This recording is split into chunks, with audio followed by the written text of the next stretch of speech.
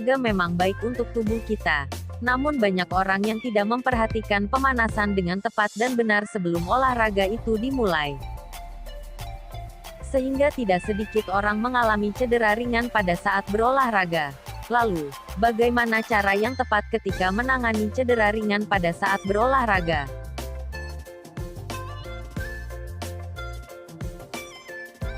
Bisa menggunakan metode RICE.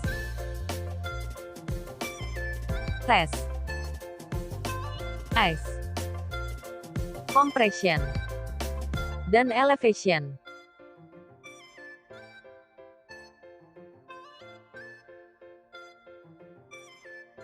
Mengistirahatkan bagian tubuh yang cedera, sedangkan bagian tubuh yang tidak cedera boleh tetap melakukan aktivitas.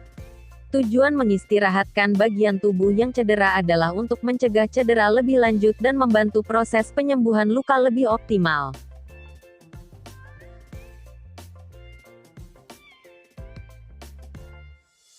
Yang kedua, kompres menggunakan benda dingin, seperti ice. Terapkan metode ini dengan menempelkan kompres es pada area yang cedera. Hindari untuk menempelkannya secara langsung ke permukaan kulit. Anda dapat membalut es dengan handuk atau kain terlebih dahulu sebelum menempelkannya ke area yang nyeri.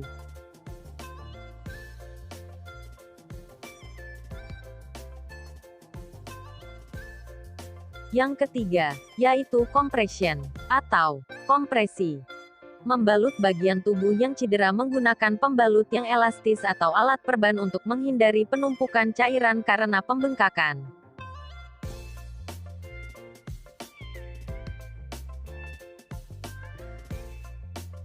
Dan yang keempat, elevasi, atau elevation. Meninggikan bagian yang mengalami cedera melebihi ketinggian jantung sehingga dapat membantu mendorong cairan keluar dari daerah pembengkakan. Pada tindakan elevasi, sebisa mungkin harus mengangkat bagian tinggi di atas jantung. Misalnya jika yang cedera pergelangan kaki, pasien dalam posisi tidur kemudian pergelangan kaki diangkat atau ditopang dengan alat lebih tinggi dari jantung. Berikut video penanganannya. Baik, kali ini saya akan mempraktikkan tentang bagaimana caranya kita mengenai penanganan cedera pada jaringan lunak menggunakan metode RICE, yaitu RICE, yang berarti ada R yaitu rest, istirahat, I ice, yang C kompresi, dan yang E elevation. Nah, kali ini saya akan memberikan contoh penanganan cedera pada jaringan lunak menggunakan metode RICE.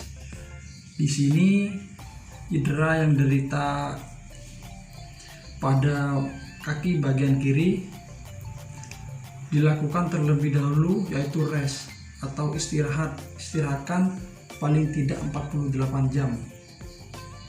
Selama 48 jam kaki ini diistirahatkan, jangan sampai melakukan aktivitas apapun.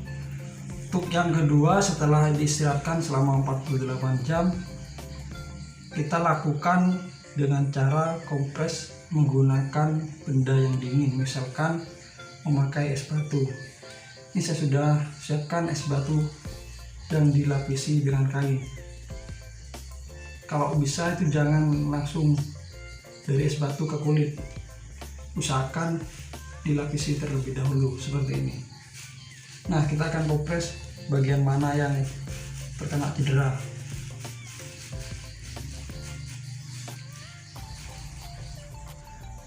Ini dilakukan selama kurang lebih dari 20 menit.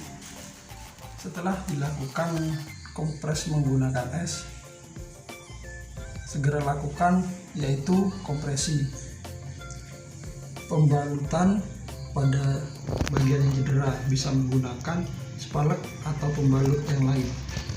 Nah, saya contohkan seperti ini.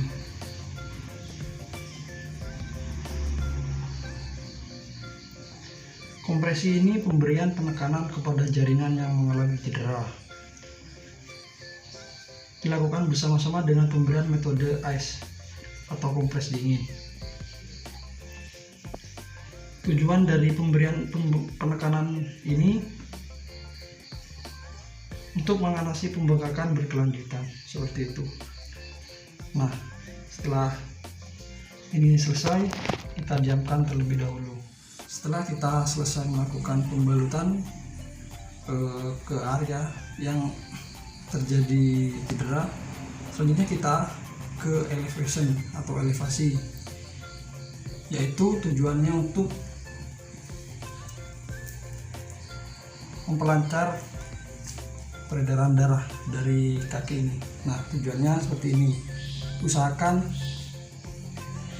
kaki yang cedera diangkat atau ditopang dengan alat lebih tinggi dari jantung, sehingga berada 15 atau sampai 25 cm di atas ketinggian jantung.